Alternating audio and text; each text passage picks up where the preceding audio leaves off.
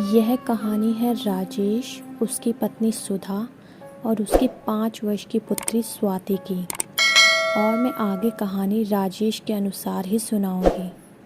तो चलिए कहानी शुरू करते हैं। बात है राजस्थान के छोटे से गांव भैरवपुर की। यह गांव तो नाम से ही डरावना लगता है, और जिस गांव का नाम भैरव के नाम पर हो उसमें भूत प्रेत का निवास करना तो जाहिर सी बात है।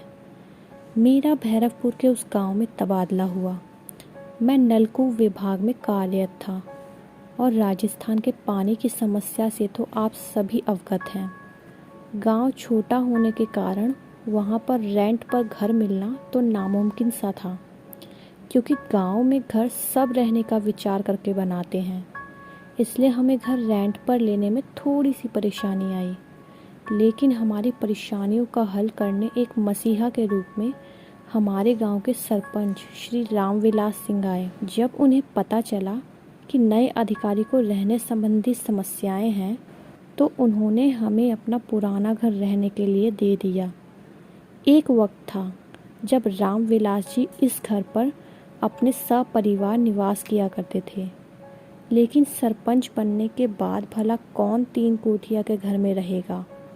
अब तो रामविलास जी गांव के मध्य में एक महल के समान घर में रहते हैं। उनका यह पुराना घर गांव से थोड़ी दूरी पर सुनसान इलाके में है, इसलिए सूर्यास्त होते ही यह जगह किसी सुनसान वीरान कब्रिस्तान सी प्रतीत होती है। आज मुझे अपने शहर वाले ऑफिस जाना था, और आज ही मेरी बेटी का जन्मदिवस था। आज मेरी बेटी 6 वर्ष की हुई है। उसने मुझसे पिछले वर्ष भी अपने जन्मदिन पर कुछ उपहार मांगा था, लेकिन मैं उसे कोई भी उपहार ना दे सका। घर से निकलते वक्त सुधा ने मुझे कुछ सामग्री लाने को कहा, जिससे वह रात में स्वाति के मनपसंद भोजन तैयार कर सके। मैं घर से 10 बजे निकला और 12 बजे तक शहर में अपने ऑफिस पहुंच गया। वैसे मेरे घर से शहर की दूरी महज 15 किलोमीटर है, लेकिन साइकिल से पहुंचने में 2 घंटे लग ही जाते हैं। ऑफिस का काम निपटा के 6 बज चुके थे। मैं बाजार की तरफ प्रस्थान कर रहा था कि इतने में मुझे मेरा पुराना मित्र विमल मिल गया। उसने मुझे अपने घर पर आमंत्रित किया। मेरे कई बार मना करने पर भी वह नहीं माना। बस 5 मिनट बोलकर ज़बरदस्ती मुझे अपने घर ले गया। चाय की चुस्की, पुराना मित्र और कॉलेज की यादों में कब 5 मिनट 2 घंटे में तब्दील हो गए पता ही नहीं चला। मैंने देखा कि घड़ी का काटा 8:30 हो चुका था। मैंने तुरंत ही विमल को अलविदा कहकर बाजार की ओर रवाना हुआ। बाजार पहुंचते पहुंचते रात के 9 बज चुके थे, और अब बाजार भी बंद हो चुका था। मैं निराश खाली हाथ घर लौटने लगा। मैं आत्मग्लानि के भाव से भर गया। मैं खुद को स्वाति के जन्मदिन बर्बाद करने का दोषी मानने लगा, और इस आत्मचिंतन में मैं घर की ओर रवाना हुआ। मेरे घर से महज 1 किलोमीटर दूर मैंने एक सफ़ेद वस्त्र में एक औरत को देखा। रात के 10 बजे सुनसान रेगिस्तान में उस औरत को देखकर मेरा मन विचलित हुआ। इतने में उस औरत के हाथ से एक बॉक्स गिर गया। मैंने थोड़ा आगे बढ़कर बॉक्स उठा लिया और उसे आवाज़ देने लगा, दीदी, ओ दीदी। लेकिन वह औरत लगातार मेरी आवाज़ को अनदेखा करके आगे बढ़ी जा रही थी। मैंने बॉक्स खोलकर देखा तो उसमें हाथ से बनी हुई एक माटी की गुड़िया थी। बिल्कुल नई लगती है कि यह किसी बच्चे के लिए नई नवेली हाथों से ही बनाई गई हो, लेकिन किसी ने अभी तक उसे इस्तेमाल नहीं किया है। गुड़िया हाथ से बनी हुई थी, इसलिए उसकी आकृति थोड़ी सी भद्दी थी। फिर मैं उस औरत को आवाज़ लगाने की कोशिश करता, इससे पहले ही वह कहीं गायब हो चुकी थी। घटना काफ़ी अजीब थी, पर मैंने इस पर ज़्यादा गौर नहीं किया, ना ही इसके बारे में तनिक भी सोचा। मैंने सोचा कि शायद उस महिला को अब इस गुड़िया की कोई ज़रूरत ना रही हो, इसलिए इसे फेंकने आई हो, या फिर यह गुड़िया मेरे ही नसीब में लिखी हो। चाहे जो भी हो, मैं गुड़िया स्वाति के जन्मदिन पर भेंट के स्वरूप में प्रस्तुत करूंगा। और मैंने ऐसा ही किया। स्वाति गुड़िया को पाकर बहुत खुश थी, लेकिन सुधा मुझसे अभी भी थोड़ी नाराज़ थी, क्योंकि मैं उसके कही हुई कोई भी सामग्री नहीं लाया और आज के इस शुभ दिन पर भी स्वाति को घर का वही सादा भोजन खाना पड़ा। मैं सुधा से माफ़ी मांगने में जुट गया, क्योंकि स्वाति मुझे कब का माफ़ कर चुकी थी। मैंने सुधा को सारी बात समझा बुझाकर आखिरकार मना ही लिया। फिर हम सब सोने के लिए चले गए। सुधा की प्रेगनेंसी का 6वां महीना चल रहा था, इसलिए मैं ही स्वाति को सुला दिया करता था। स्वाति को सुला देने के बाद घर के सारे दरवाजे और लाइटें बंद करके मैं भी सोने चला जाता था। पर आज कुछ अजीब घटना हुई मेरे साथ। जब मैं घर के मेन गेट को बंद कर रहा था, तब मुझे अचानक एक औरत सी आकृति दिखाई दी, जो कि एकटक हमारे ही घर को निहार रही थी। यह घटना बहुत ही अजीब लग रही थी, क्योंकि हमारे घर के चारों तरफ वीरान था और उधर रात के 1 बजे स्त्री का दिखना आम घटना नहीं थी। लेकिन जब मैंने टॉर्च जलाकर देखा और आवाज़ दी, तो वह वहाँ से भाग गई। इस घटना ने मुझे चिंतित कर दिया। मैं जब यह सारी बातें सुधा को बताई, तो उसने यह सब मन का वहम करके खारिज कर दिया और फिर हम सब सोने चले गए। शायद ये रात हमारे जीवन का आखिरी चैन की रात थी। हमारे घर पर मनहूसियत के काले बादल मंडरा रहे थे। गिद्ध ने हमारे घर को अपना डेरा बना लिया था। शायद किसी की बुरी नज़र लग गई थी हमारी खुशहाल ज़िंदगी पर। अगली सुबह फिर से दिन सामान्य रूप से चालू हुआ। मैं नहा धोकर नलकूप विभाग की ओर निकल पड़ा। सुधा मना करने के बावजूद घर के कार्य में जुट गई और 4 दिन ऐसे ही गुजर गए। लेकिन इन दिनों में कुछ असामान्य घटना भी घटी। स्वाति में अचानक कई बदलाव आने लगे। वह दिन भर एक कमरे में बंद होकर अपनी मिट्टी की गुड़िया के साथ खेलती रहती थी। वह अपनी गुड़िया को रंग बिरंगे कपड़ों के एक टुकड़े की साड़ी पहनाती और उसे खाना भी खिलाती और उसके साथ खूब सारी बातें करती। शुरुआत में मुझे लगा कि वह सामान्य बच्चों की तरह गुड़िया के संग खेल रही है, लेकिन यह गुड़िया असामान्य थी। धीरे धीरे मेरे मन में शंका ने घर कर लिया।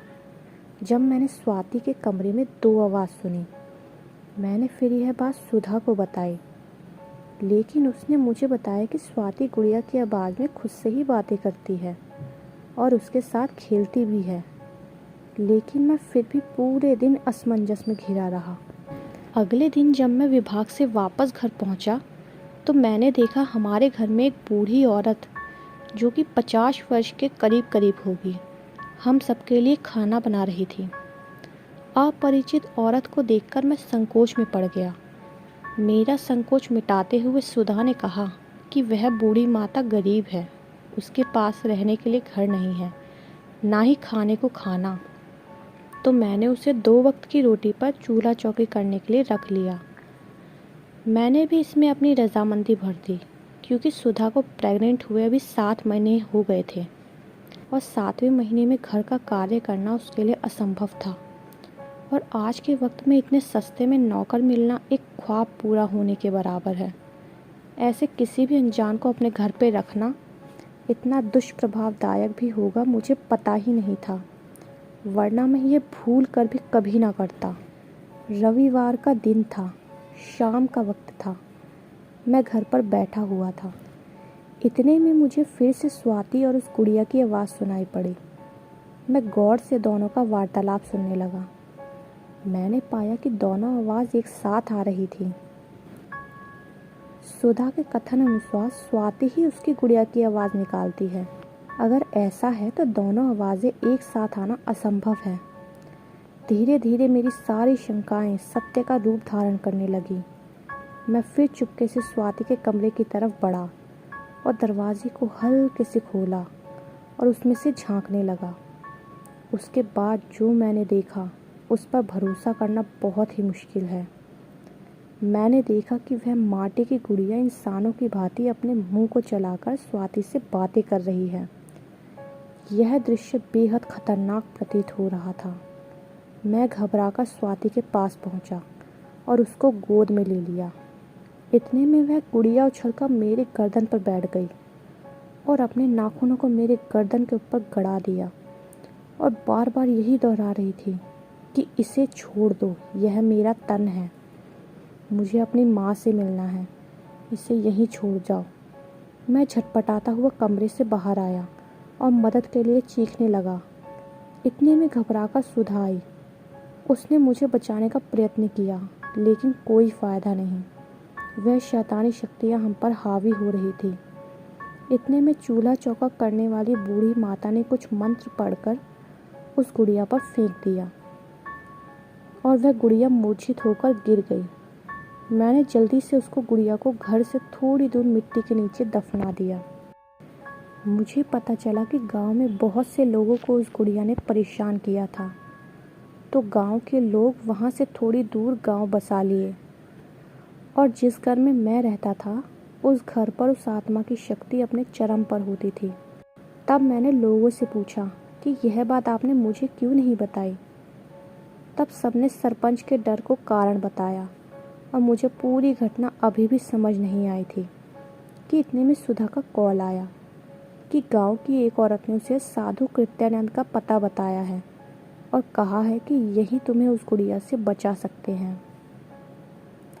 मैंने सुधा को जल्दी ही गांव के चौराहे पर बुला लिया, क्योंकि किसी दूसरे गांव जाने के लिए ऑटो यहीं से मिलती है।